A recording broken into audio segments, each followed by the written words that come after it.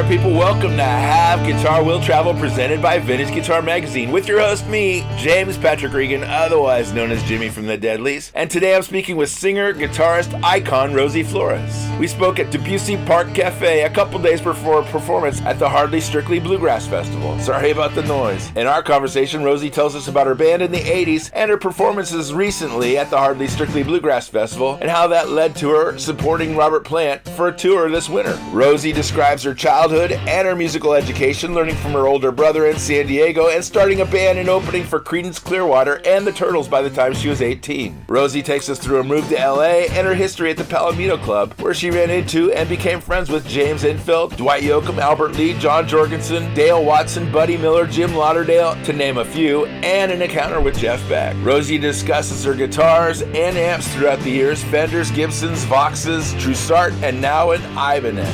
Rosie talks about her new album, Rosie Flores and the Talisman, Impossible Frontiers, which will be available on vinyl. Rosie tells us about her jazz standards band, who played her 75th birthday party at the Baked Potato in LA, and Rosie talks about her contemporaries in other genres, Susie Quattro and Joan Jett. Rosie tells us about her guitar wish list and a Spanish language album she's working on now with Steve Berlin from Los Lobos. Finally, Rosie talks about still rocking at 75 and retirement, or lack of it. To find out more about Rosie, you can go to her website, rosieflores.com. That's ROSIEFLORES.com. Please subscribe, like, comment, share, and most of all, review this podcast. I'd really appreciate it. And please support Vintage Guitar Magazine and all the wonderful things they do for us guitar players, because they do so many wonderful things for us guitar players. Here's my friend Rosie.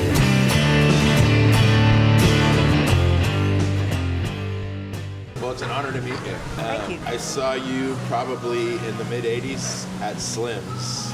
Oh my gosh. And I can't remember exactly when it was, but you did I fell in love with you right there.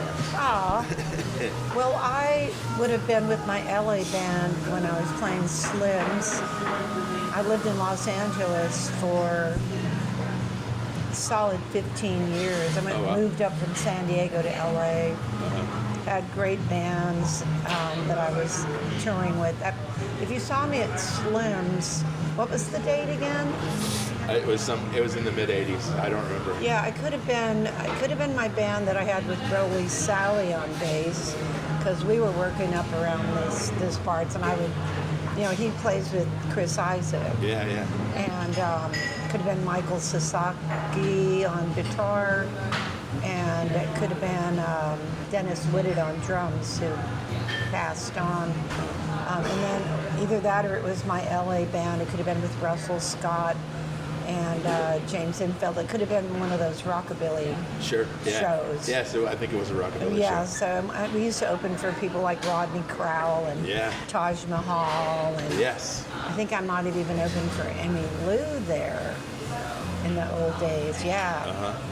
I did a lot of opening acts back in those days. Sure.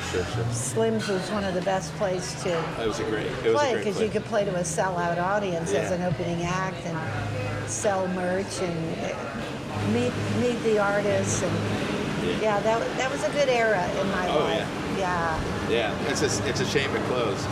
I know. But things move on. You gotta accept it. Yeah. That's what I'm learning. Is this your first time playing at Hardly Strictly? It's actually my second time. Okay. John Langford produced a record for me. John Langford, who you're familiar with through the Mekons. He also plays in the Waco Brothers. Yeah. And I think he's a regular here.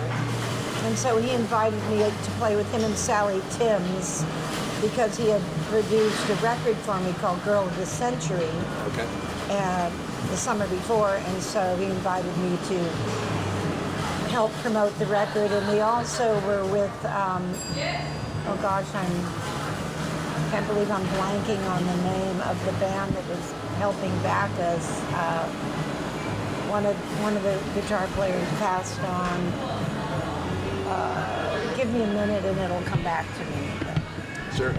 So that was about 7 years ago, and I was backstage and I was saying hello to my friend Buddy Miller, who plays guitar for Emmylou and everybody. Yeah. So I've known him since back in the days when I used to play at the Palomino Club. Yeah. And so he introduced me to Robert Plant, in short, and I was like, oh wow, you know, and said hello to him, and who knew that, you know, 7 or 8 years later, Robert would be asking me to be his opening act for a month-long tour. Yeah, that's fantastic. I'm really excited about it. Yeah, of course. Yeah. Talk about sellout shows. It's going to be... Yeah, they're all sold out, apparently. Yeah. And, you know, I was a huge fan of Led Zeppelin, being a Jimmy Page fan. I wanted to be Jimmy Page when I was 15. Sure. But, and, you know, loved the vocals of the Golden God and just all their songs, and it was cool to learn about them when I was young. So you grew up in San Antonio, or is that where you're... We left when I was 11. Okay. And moved to San Diego, and that's when I became cool. Because that's when I started, you know, hanging around musicians and starting my own band when I was 16. My brother had a band, and so I learned how to play guitar with him, and I hung out at the beach, and I just stayed in my bedroom a lot. People always ask me, where did you learn to play guitar like that? Yeah. And I answer, it's in my bedroom. It's God's honest truth. But who were your people? Besides your brother, who were your people that there was another guitar player that went to high school. He was in my grade. His name was Paul Cowie, Cowie. And Paul was in a band, you know, a high school band called the King Biscuit Blues Band. Oh, wow. They went on to become, you know, the hottest band in San Diego. Okay. And so Paul and I were good friends, and me and my brother and Paul would sit on the couch at Paul's mother's house and trade blues guitar licks. And so I was included in on the guitar club as a teenager, and at the time I had never heard of another female playing the blues or electric guitar. Sure. And so my brother's band loaned us all of their gear, the amps, the drums, and the microphone, everything, so that we could be in the school show. Oh, right on. It was at Hale Junior High in San Diego, and my parents came, and we were so good. I think we only played 3 songs, and they were like kind of psychedelic. It was a psychedelic era. It was 1966. Wow. Know? The Beatles were out, and the Stones and everything, and we loved Muddy Waters stuff. We loved the Everly Brothers, and sorry about all the coffee grinding noise. But, you know, we forged ahead. It was an all-girl band. All the women in the band, the girls, were real studied players. They had already been playing when I formed the band. I met them at the talent school tryouts. I said, hey, if we can use my brother's gear, we could start an all-girl rock and roll. And they were like, yeah, let's do it. Yeah. So Penelope's Children stayed together for about 5 years, and we ended up opening our first concert for Creedence Clearwater and the Turtles. Damn. When we were 18, 2 years later. We got a standing ovation from the audience, and it was a big, you know, concert arena in San Diego,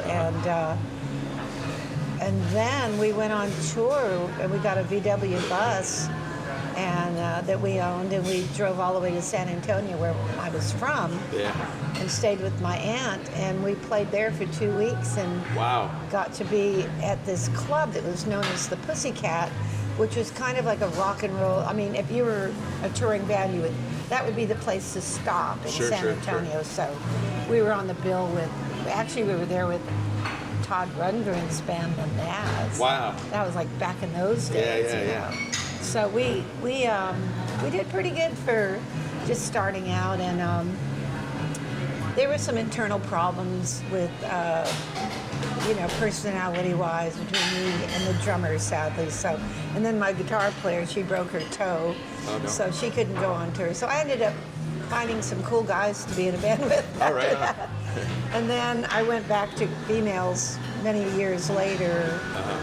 There was a band in between, but the band that I played here in San Francisco with and toured America was the Screaming Sirens. Okay. And that was kind of a cowpunk band. And I wasn't the front person, I was the guitar player, but I did a lot of lead singing and songwriting for that band. Right, very good. Were you writing songs early on, like when you were first starting playing guitar? Were you writing songs? I did. How can you not? You know, it's like you can help yourself. And so I was very poetic. I was a painter and an artist, you know, as a kid. Yeah. And I, you know, took special classes in high school and stuff. And I found myself writing poetry on the paintings. And I just kind of, because I was falling in love with playing guitar and being a singer, I just kind of stopped painting and just went 100% into learning to play the guitar and writing and singing. As I started taking guitar lessons and vocal lessons. My brother at the time, who's now living transgender instead of Roger and Marla, taught me so much about playing lead and how to move on stage and, you know, how to write choruses and bridges. And, Sure. And here's how to do fills. And really, I mean, I had a mentor right the next bedroom over. Knock, show me something else, you know. So, in fact, I just saw her and I got some really cool songs that I think I'm going to record. Oh, right on. From her, and was trying to show me some new guitar patterns and stuff. She's got a very unique style of playing. It's really cool. And so I have to say that I've had a lot of influence from you know, early on Roger's guitar playing. Yeah, exactly. He was in a band at the time in Hollywood called the Killer Crows. Oh, really? And they kind of made a name for themselves in Hollywood. The lead singer was a woman named Texas Terry. So that's a little bit of my history from San Diego and LA right there. And how early on did you go to the Palomino? As soon as I could. I believe, so I moved there in 76, and I think the first night I could get my friends to go down there with me, I probably was there within the first week. Okay. Because I was a really big fan of Linda Ronstadt. I was already singing her songs. Yeah. I had a band in San Diego called Rosie and the Screamers, which was a club that Jack Tempchin owned. Jack Tempchin, you may not know, he's an unsung hero, but he wrote Peaceful Easy Feeling and Already Gone, and You Belong to the City. Sure. He's a tremendous songwriter. He owned this club. So we used to actually do a lot of his material. We did Slow Dancing before Johnny Rivers did. Wow. Yeah. And so that kind of pushed me into LA to want to, because I was so popular in San Diego from that, that I'm ready to move up to LA. And so I had to start from scratch again and put a band together. And it took me 8 years before I got a record deal. But so did you move to LA solo? All by myself. Wow. Yep. Wow. And my best friend moved there. She was a photographer. She was going to Art Center. She ended up photographing most of my album covers. Susan Malgin. And she's married to a comedian named Andy Kindler, and they were at my birthday show in LA last week. Oh, very good. And he got up and did 5 minutes of stand-up. Oh. It's just like, I just keep the same friends that I came up with. And but, you know, I moved, when I was in LA and I worked up there, finally getting my record deal in 1988, I guess it was. Oh, no, 86, sorry. Yeah. And ended up being on the country Billboard charts. Yeah. I was the first female Hispanic to be on the country Billboard charts. I keep saying that so people will remember, because I'm kind of proud of that. Of course, you know? Absolutely. And the record company didn't make a big deal of it, but I did. Yeah, you know. And they didn't make a big deal about me being a lead guitar player either. Yeah. But I did. Sure, I was of like, course. hey, that's me on that song. Yeah. You know, it's Billy Bremner from Rockpile and Greg Lees and me playing all the guitar parts. And, but nobody could really tell who was playing what, because I didn't really have a recognizable style. So a few records down the line when I was recording for Bloodshot Records, I went into Minneapolis and I made a trio record with the same rhythm section that Brian Setzer used. Oh, wow. Tommy V and Noah Levy, drummer. And I'm the only guitar. I was like, I don't want any other guitar players. Yeah. I'm going to do everything. And after that, I started getting written up in all the guitar player magazines and stuff like that. So I was like, okay, that's what I had to do to make people pay attention to me. I mean, I'm no Grace. What's her name? What's her last name? Grace Bowers? I'm no Grace Bowers by any means. She's like surpassed me by years. But it's probably because she has more time on her hands as a child to just to shred in her bedroom, and I was just like, I never had the time. Although I never gave up practicing. I'm trying to learn something new every day, and I'm trying to study jazz because I want to try and write more songs for the. So I have two careers. I have the Blue and Jazz Quartet, and I have Rosie Flores and the Talisman. So one's a jazz combo that I only sing in, and I have two amazing guitar players, a bass player. Jim Stringer's the guitar player, Lindsey Green's the other one, and Josh Flowers, incredible upright player. But for the Talisman, this record just came out. That's the one that just came out last Friday. What's the name of the record? It's called Impossible Frontiers. Okay. And it's on Mule Kick Records, a label. Friends of mine have a label, great label. And they're also, the girls that own the label are also responsible for working for the last 7 years to complete a documentary on the Palomino Club. Oh, right on. And that's about to come out. Oh, great. Yeah, it's amazing. And I'm one of the stars in it. Oh, of course, of course. As you should be. Yeah, I got interviewed because, I mean, that was my home my home bar, you know. And when you moved to LA, were you living in the Valley or were you living in Hollywood? I was living in kind of on the edge between, in a place called Studio City. Oh, yeah. So it's kind of like the edge. Yeah. The edge there and the turning point. And so I hung around mostly in Hollywood, and my band, the Screamin' Sirens, had a home in Hollywood. Most of them lived near Hollywood. And the lead singer, Pleasant Gaiman, that was kind of the headquarters where her and her husband lived, a guy named Levi Dexter, who is in a rockabilly band called Levi and the Rock Cats, spelled with a K-A-T-S. And so, you know, it was one big sort of happy family, all the musicians that used to gather there and everything. And they used to call the house Disgraceland. It was pretty disgraceful in there. Proper name. When you were back when you were starting, when you're coming up, what kind of guitar were you playing? Oh God, I've had so many guitars, James. My first guitar in the school show was a silver tone. Okay. And it was probably late 50s, early 60s style. I wish I still had it, but it belonged to my brother. Oh, okay. And the first guitar my father bought me was a Vox Teardrop, like Brian Jones. Yeah. And then I moved into a SG. Oh, wow. And then I was like, I want, you know, when I started playing in Rosie and the Screamers, my guitar player is an amazing guitar player named Lee Barnes. Took me to Hollywood and went to Norm's Rare Guitars. Oh, yeah. And he got me, I can't believe he got me a super reverb amp. I always needed somebody to help me put it in the back of my car. Yes, of course. But I had a black face. I got a really good deal on that. Really wish I still had it. Yeah.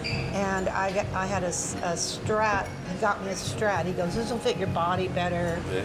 He was like, Bonnie Raitt plays this, and this would be a greater guitar for you to play solos on. So I moved into that, and for some reason, I played it well, but I kind of felt like I looked like a Bonnie Raitt copy. Oh, okay. And I even kind of looked like her at the time. I had the curly, long hair. Yeah. Our hair was like identical. And people came up to me and go, look like Bonnie Raitt. And I'm like, I know, and I play a Stratocaster too, and so it's a silly reason to switch over, but I switched over to a Les Paul. Oh, wow. And I got like a 75. Oh my God, a big heavy Les Paul. It was so heavy. It was beautiful sunburst. And I, of course, got tired of it because of the weight. Yeah. And I switched it out. Let's see, what did I get after that? I might have gone back to a Strat. I think I went back to a Strat, but it was a lighter one. Yeah. And I forgot to mention that when in between Rosie and the Screamers and when I was still probably after my Teardrop. Okay. There was a guitar player in town that wanted to share. He wanted me to switch my SG model, which was really a Les Paul TV. Yeah. One pickup, white. Oh wow. You know, one of those. Yeah, like a SG Junior or Les Paul Junior. I think it was like considered a Les Paul Junior. I have great pictures of me playing that. Yeah. And of all the guitars, I wish I kept that. Yeah. And I played that in the Screaming Sirens for a while and ended up moving to another Strat after that. So, but this guy named David Flood, who was a guitar player and a woodworker, had a 50, I think it was a 58 gold top Les Paul. Wow. And he had taken, because they're heavy, he took and grouted out the back so it would be light. Yeah. And he replaced it with a, maple, beautifully done. Okay. But, you wouldn't do that No. to a vintage guitar. And he also made the neck thinner. He was trying, we didn't know anything about vintage guitars in those days. So he made the neck thinner. And he said, oh my God, the truss rod is starting to kind of choke through. No. So he filled that in. And so I traded the SG with him for the Les Paul. And I actually brought this, I had met Jeff Beck when I was 21. And I had brought the guitar to here in San Francisco. And I wanted to get a different guitar. It had some tuning problems. And the neck was a little warped, as you could have imagined. And so I came to whatever that San Francisco music store was, the big one here. I don't even know if it's still here. There was a few. There was Don Weir's Music City. Don Weir's Music City. It could have been that. There's Real Guitars. I don't know how long Real Guitars. It was on Van Ness, maybe. Van Ness. It's been so many damn years. My brain. I can't remember what I had for breakfast yesterday. So anyway, I took it to the music store, and Jeff Beck seemed impressed with the guitar I had, or was telling him about it. Jammed with him backstage playing his Strat. Wow. When I was only 21. Wow. And I asked him to show me something on the guitar, and he said, "What for? You know it all." So I carry that with me in my back pocket. Yeah, of course. But I told the music store, I said, Jeff Beck offered me $1,000 for this guitar, which was a little white lie. But they gave me two guitars. They gave me a Gibson 335. Wow. And a well, I guess I'm not sure the model of it, but it was an SG. It was a maroon colored SG. So I got two guitars for the one. And I'm going home like so happy. And I think I traded one or two of those guitars for a beautiful Birdland guitar. Oh wow. And then I was going, well, that neck's too short, and I didn't know anything. I should have started studying jazz guitar at that time in my life. So I have a lot of regrets for all the guitars I've gotten rid of. And as we all do. Yes. And my new thing is to stop selling your guitars for rent. And all of my dear friends are like, next time you want to sell a guitar to pay your rent, would you please call me? And if I do that, they'll put $500 in my account or something like that. Oh, right on. But I've been doing pretty good in the last couple of years, so I haven't had to sell any guitars. Very good. Yeah, so I've still got them. Yeah. So do you still play the Telecaster, the blue Telecaster with the Bigsby? That's my James Trussart. Okay. I love that guitar, and I'm probably taking it on tour with Robert Plant. Okay. Because it plays and sounds so amazing. But it weighs about 8 pounds. Yeah. And by the time I put it in the case with everything, it's 10 pounds on my shoulder. And you know how little I am. And I have shoulder problems, so up and down on the cruise ship, stairs, and through the airports, like sometimes I have to walk 20 gates, and I'm all by myself.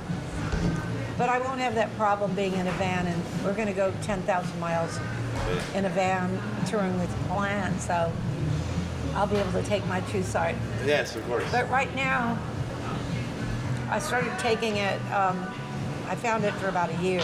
I've been playing it. It weighs 4 pounds. It's an Ibanez. It looks like something AC/DC guy would play. It looks like a heavy metal guitar. Sure. It's the one that's pinstriped, right? I got it pinstriped at the car show, Yeah, that's great. And I had my friend put black and, because it's kind of champagne pink. Yeah. Which I normally play blue guitars, but I checked out both of the guitars, and the blue one didn't play as well as the pink one. The neck was just nicer, so I'm going to play rose-colored guitars.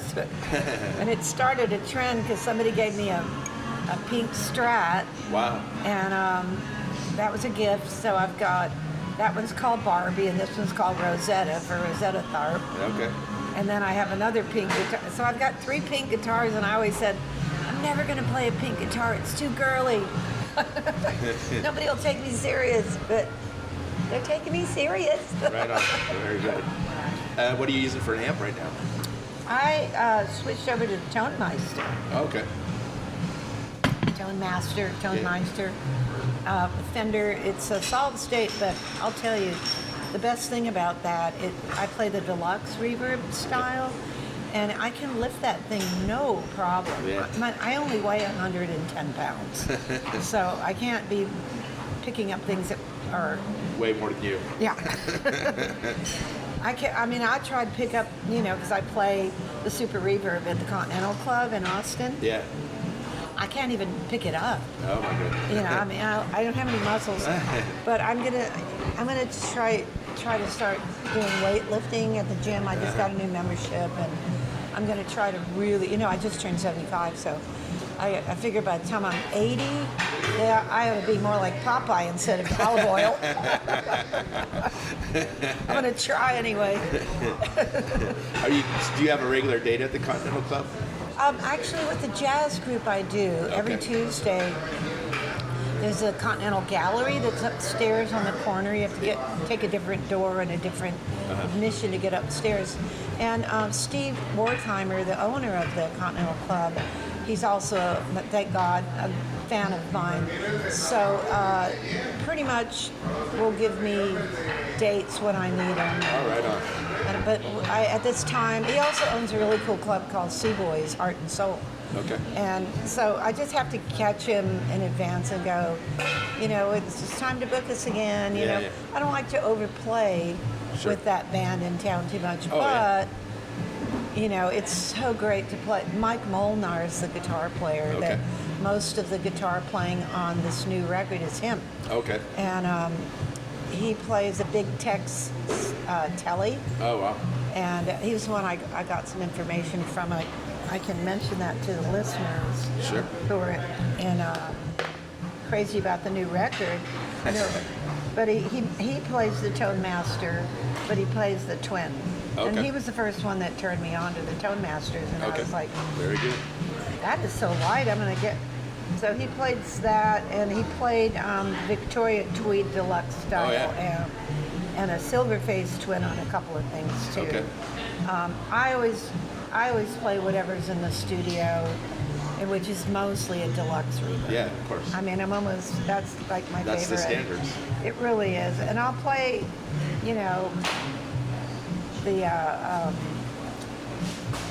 the big one, Super Reverb. Yeah. As much as I can. He also played some acoustic guitar on the record, and he played a Waterloo Jumbo King. Okay. So I had him just do most of the acoustic rhythm on there. But yeah, He not only is he a great guitar player, but he's an innovative hook writer. Sure. You know, he comes up with the most innovative hooks, totally unique stuff.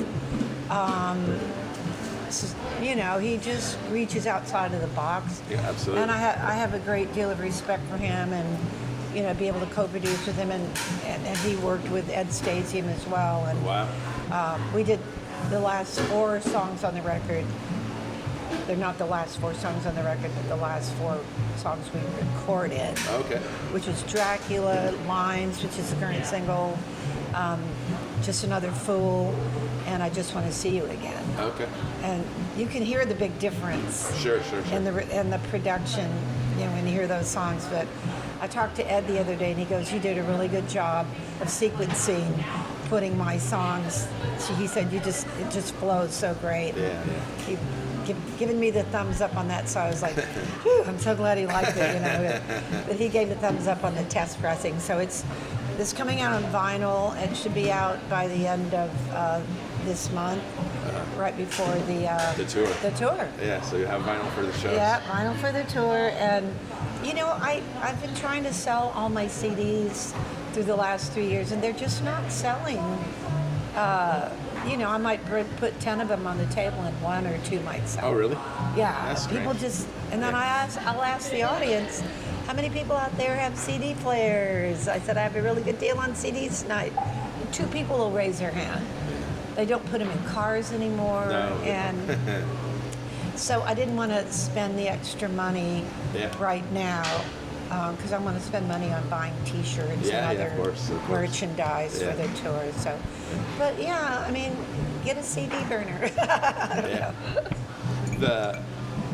The jazz band, are you guys playing standards, or are you playing? We had Jim Stringer wrote 2 of the songs on the record. I wish I could tell you when it's going to be released. Only thing I have to do is have it mastered. And I already have a couple labels that want to put it out. So good. I'm pretty close. After the plant tour, or maybe during it, I'll do business calls. But Jim wrote a song called My Apology, and he wrote one called Love or Infatuation. And he's just an incredible songwriter. He, of course, writes for pop, and he writes for country, and you know, he's just the most well-rounded guitar player in Austin. And he called me up one day and said, "I love your voice. You're my favorite singer, and I love how your song. You recorded a couple jazz songs." And he said, "Do you want to start a group and do some Julie London songs?" And I'm like, "All right, on." I go, "I've been dying to do that." Yeah. I was like, "Please." So we started that like going on 15 years ago. We've been playing the jazz clubs in Austin. So I was so excited to take my book and bring it to Los Angeles and hire some guys to back me on a show there at the Baked Potato. Oh, right on. So that is the oldest jazz club that I know of of course. in LA. So I thought we did pretty good. I mean, it was a little scary because I had never even rehearsed with the guys. But they were such pros. They did their homework, and we pulled it off. And people were like, "Wow, I love this," you know. And I'm like, "Okay, I'll be back to do more," but hopefully with my Austin guys. Of course. The people you play with all the time. Exactly. So I love being in California because I had my birthday show at that Baked Potato, and then I got an award in San Diego the very next night for I got inducted into the San Diego Musicians Hall of Fame. Oh, right on. So that was like night after, and then the weekend after is Hardly Strictly Bluegrass. I'm like, I'm on a California roll right now. Do you know a lot of the people other people that are playing at Hardly Strictly? I know just about everybody. Yes, exactly. That's what I was thinking. Well, Emmylou Harris was singing harmonies with me on some of my early demo. Right on. Buddy Miller played with Jim Lauderdale, and he was his guitar player when I was kind of queen of the Palomino in those days. And I think Buddy and Jim came to the Palomino and saw me playing on stage with Greg Leese and Donald Lindley on the drums and these amazing musicians. And they were like, wow, LA's cool. That's a cool band. Let's move here. Yeah. So he's, took some of my musicians and started recording with them. And we were all just really good friends. It's like, at one point, we were all in the same band. Oh, wow. That's just great. sharing all the players. Yeah. And that's what happens. It's kind of like that in Austin now. We share so many musicians. Sure. But my band, The Talisman, we've been playing with Mike Molnar, my drummer and singer, Chris Ensat, and the bass player who will be here, which is rare because he tours also with Asleep at the Wheel. Oh, wow. A guy named Michael Archer. So I'm so excited he's coming into town and we can actually be the real band on the record this weekend. Yeah. And he, in between when things are, whenever he can, he'll play with us. So it's probably the best crack band I've ever had. Right on. And they're just great players and great guys. And I mean, I'm like a kid in a candy store waiting to do Hardly Strictly with them and have all my friends see me with that band. And I'm so excited. Early on, when you were at the Palomino, did you run into like Dale Watson? I'll tell you what about Dale Watson. I'm the reason he moved to LA. Oh, okay. He did not. When I met him, his girlfriend was a good friend of the Screaming Sirens. He later married Eve, but she goes, when we'd play in Houston, she'd go, you got to come see my boyfriend. He's got the best voice, and he's a great guitar player. And he used to wear this jacket that said, little man with a big voice. I wish I still had that jacket. He gave it to me. Okay. So I remember he invited me to play at the little honky tonk, and he backed me on some of my songs. And I stayed overnight in his apartment. He had my record cover on his wall, like a piece of art. And he had the smallest apartment that he had a walk-in closet, and that's where his bed, he put a double bed in there. Okay. And so he let me sleep in the closet. So I like to tell people, I spent the night in Dale Watson's closet. And him and Eve stayed on the couch. It was very sweet.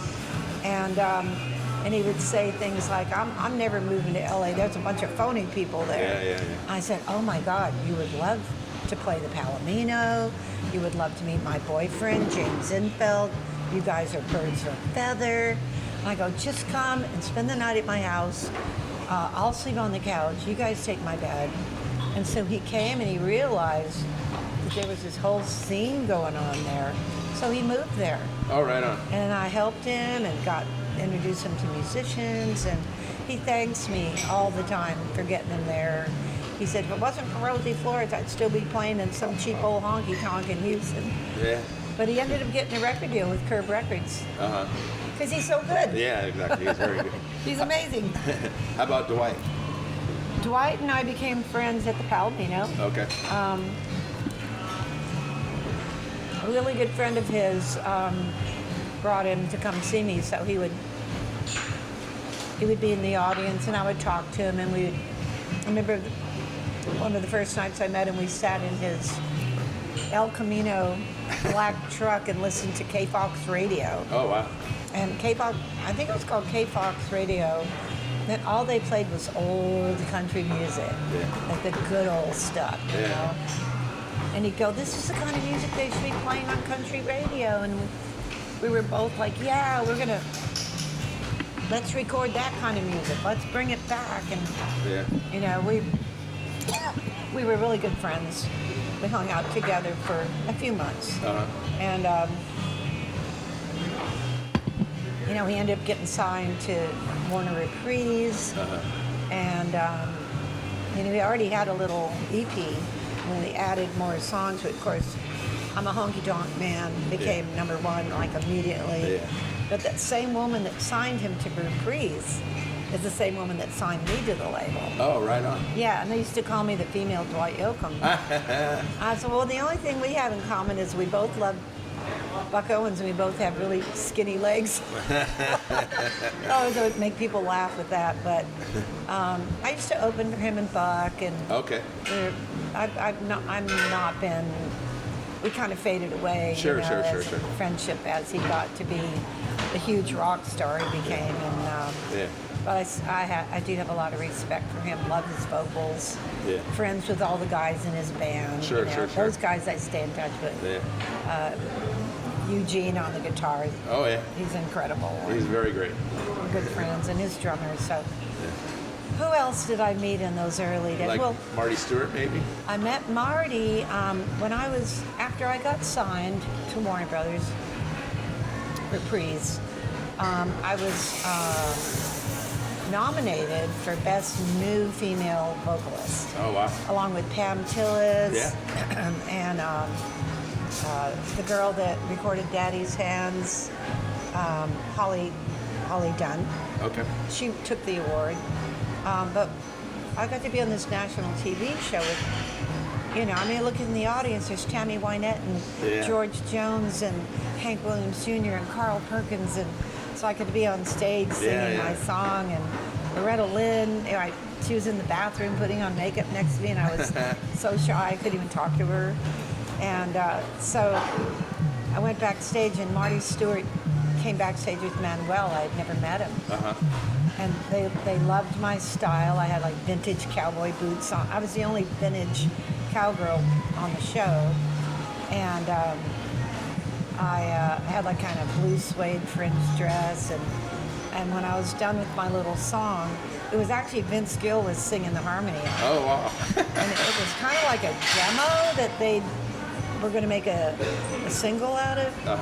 And at the end of my show, I took my guitar pick and I flipped it up in the air. So everybody knew I had this like edge and this style. So they came back and went, we love the way you threw your pick up in the air, and we love your style. And so that's how I met Marty and Manuel. And right on. we ended up making good friends after that. Did Manuel ever make you some clothes? Heck yes. If you look back on the first video, Crying Over You, then he made me that dress. It's red and turquoise and black suede with turquoise embroidered roses. Yeah. So that's when Manuel was back on Lancashire, when he's still in California on Lancashire. Yeah, was it still Lancashire? He wasn't at, he had moved to, Nudie had passed on, and he opened up his own shop. Was it still on Lancashire? It was way down toward Universal Studios. Yeah. So I don't know if that was still Lancashire or if that was, God, I can't remember. I've been out of LA for so long. Could be Universal Studios Lane now or something. But me and my girlfriends, he loved all the young girls.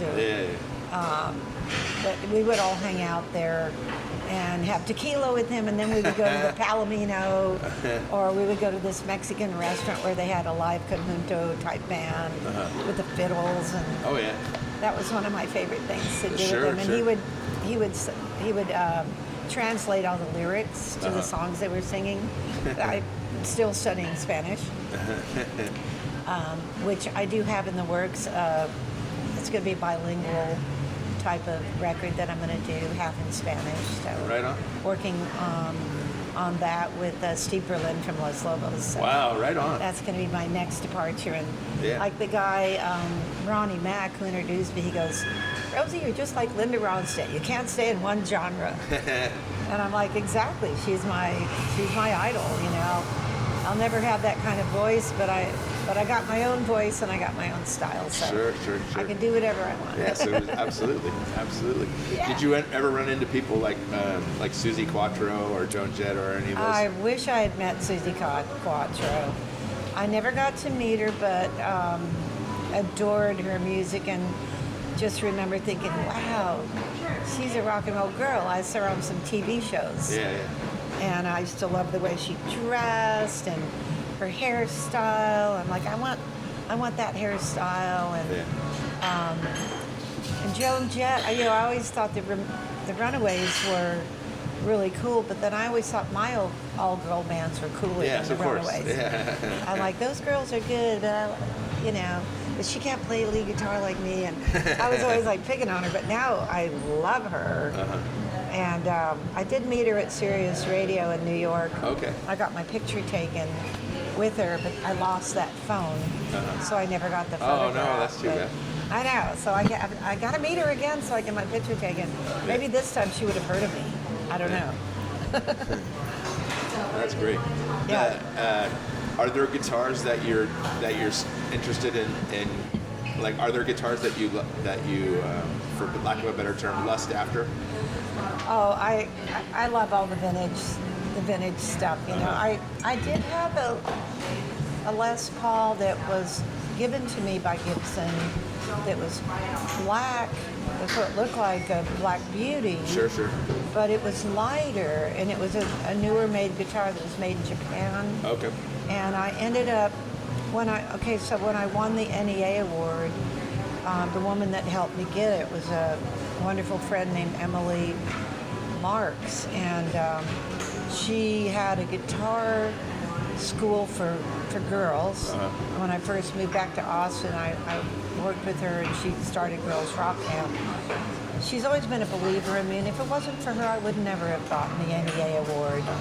And so I gave that guitar to her as a thank you. Yeah. And she borrowed that guitar from me when she was in a Guns N' Roses, all-girl Guns N' Roses tribute band called Paradise Titty. So anyway, she's living in Memphis. She's not in a band anymore, but she does play. So yeah, I gave her that. So I'm lusting. I would like to have, you know, a Black Beauty Les Paul guitar.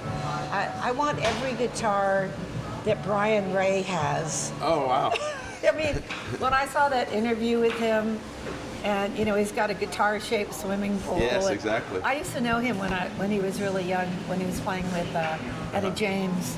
And I mean, he did an interview. I'm sure you've seen it, where he brings out all his guitars. Oh yeah, Gibson TV. Yes. Yeah. And I'm like, I want every guitar he has. In fact, I just want to marry him, then I can have all his guitars. That's great. Yeah, so yeah, I lust after all the vintage, beautiful, Yeah. beautiful stuff. And Did you ever, at the Palomino, did you run into John Jorgensen? John Jorgensen was in a rockabilly band when I was in Screaming Sirens. Okay. He played with Levi, my lead singer's husband, Levi and the Rock Cats, and then he started a band with another great guitar player who was in the Helicasters with him, like Jeff Ross. So Helicasters hadn't started yet. And my drummer Donald was part of the Helicasters, but yeah, Johnny was, I think he was like 21 when I met him. And he had a bleach blonde pompadour. Oh, wow. He used to wear like these shiny coats, and we're still really good friends. Oh, He's very good. one of the nicest people I've ever met. And so is his wife, Dixie. And I knew Dixie separate before they even met. Okay. And I was like, damn, she got him. I was after him for a minute, you know. But yeah, he's played in bands with me early on, and he backed me when I became part of the Western Edge exhibit 3 years ago at the Country Music Hall of Fame. Okay. Do you know about that? Yeah, check it out. They just closed the exhibit. It was only going to be up for 3 years. And so my window, I shared my window with the Desert Rose Band. Yeah. And so he had like a turquoise covered, was it Toltecs or whatever? Tolex, Tolex covered box amp, but turquoise. Yeah. And he has a turquoise, not sure what guitar that was. I have a picture of it. We could look it up. Probably the GNL guitar. I think it was. Yeah. Like double cutaway. Yeah. And I was like, and then it had my red sparkle Telecaster. Oh, right on. And a vest and, you know, just some Rosie memorabilia. Yeah. In the same window. Yeah. And so the exhibit starts out with, you know, Joe Mavis and, you know, the Rose Maddox and Maddox Brothers, and it just goes through all that LA country, and then it ends up with a sort of punk rock and country, you know, new country. Dwight's in there, and Dave Alvin has a window, and it was a great exhibit. I hate to see it go. But I also got a picture of the Screaming Sirens in there, too. Oh, right on. So, and it had Rank and File, the Long Riders. It had one of my favorite bands with Maria McKee. Yep, of course, Lone Justice. Lone Justice, or kind of their poster was in there, and so they get all the bands, the LA bands, with posters and pictures on another window. So anyway, John backed me on that performance. Oh, very His good. band backed me, and I did a Jack Tempchin song. I did Already Gone. Wow. And then I did my song Crying Over You. Yeah. And then James Intveld came on, and he actually sang harmony with me. And so yeah, that was, I love Jorgensen. And he said the nicest thing to me the other day, and when he helped me find the jazz musicians for my baked potato show. Okay. And I go, well, I said, I'm really not ready to do all the guitar work in this jazz show. And I go, I practice every day, John, and I'm still not the John Jorgensen player I wish I could. And he goes, Rosie, you're doing everything right. And he goes, you keep at it. There's nothing you could do to be better than you are. And you play every day, and that's all you got to worry about. Exactly. So I was like, oh, thank you. He's like, you got it. Yeah, I love him. And how long do you think you're going to continue on until you drop? Drop? Yep. Well, when I think about my age now, I feel and look pretty young. And when things happen to me like last night, where I skidded on the stairs and bounced on my rump for 4 steps before I stopped, and I get up this morning, I'm like, I'm really sore from falling down the stairs. And I go, you probably need to slow down a little, because I've been on the road. This is going to be like a 3-week run, and I think, if I'm 80 years old, like, I know Paul McCartney's over 80, and I know Ringo is, and all the Stones. Yeah. But they have caretakers. Yes, they do. And they have a bus, and they don't have to lift anything, and they. Well, they don't even have buses. They have jets that fly them home every night. I'm sitting in the van every day. So I don't know if I'm going to be 80 years old doing this. Who knows? There might be a new stem cell thing that makes people. I'm hoping for that too. Yeah, I hear there's a new thing called NAD. I'm like, oh, should I get that? But I also, I'm writing a book. Oh, good. And I love writing. Yeah. And I love writing songs, and I love painting. Yeah. I've been painting. I went back to art. Good. And so I could see myself living in a really cool place with my paintbrushes and my recording setup, and just doing stuff where I don't have to travel. Sure. Lifting my heavy Trussard or whatever. But if somebody wants to pay me well and fly me in and take care of me like a little old lady when I'm 80, if I still can sing. You can. I'm sure you can. I hope so. Well, I'm so amazed. People like Paul McCartney, they can sing like he does. Oh, sure. What a voice. Yeah. I'm just smitten with his talent, Because when I saw him, he did 3 hours. Yeah. His band takes a break, and he keeps going. Yeah. So he's kind of my idol. Very good. And then a lot of people's idol. Yeah. Of course. Well, it's been a pleasure speaking with you. I really appreciate this time and letting me ask you questions. Well, of course. I love promoting this new record. I can't wait for everybody to hear it and listen to, the one song that I do trade licks with Mike Molnar is a song called Who's Looking for Me. Okay. And we do a really fun guitar trade at the end, and that's probably where I shine the best as a guitar player on the record, aside from writing half the songs and setting up the rhythm and arrangements and stuff. But I'll get back to more guitar playing on the one we're working on now. So very good. Thanks for talking to me. Yeah. If people want to get a hold of you, it is rosieflores.com. Yeah, rosieflores.com, and there's a contact there. Also, if you go to Rosie Rockabilly Philly, that's my handle on both Facebook and Instagram. Okay. I have 2 Facebook pages. One is the pro Rosie Flores and the Talisman. Okay. And the other one is just Rosie Flores. So I try to share on both of them.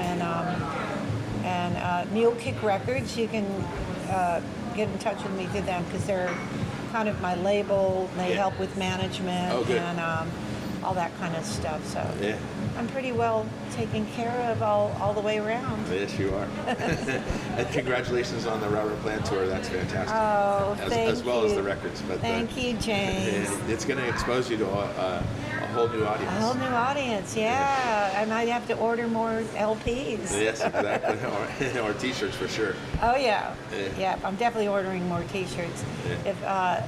I think if they're not already sold out, I have some cool Rosie fucking Flores T-shirts.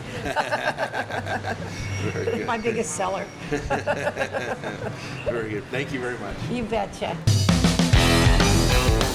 Thanks for listening to Have Guitar Will Travel. You can catch up on all the things I'm doing at thedeadlies.com. And I'm on all the social media platforms as well. And please support Vintage Guitar and all the wonderful things they do because they do many, many wonderful things for us guitar players. Thanks. Please subscribe. Please tell a friend. And I'll see you guys next week. Bye, guys.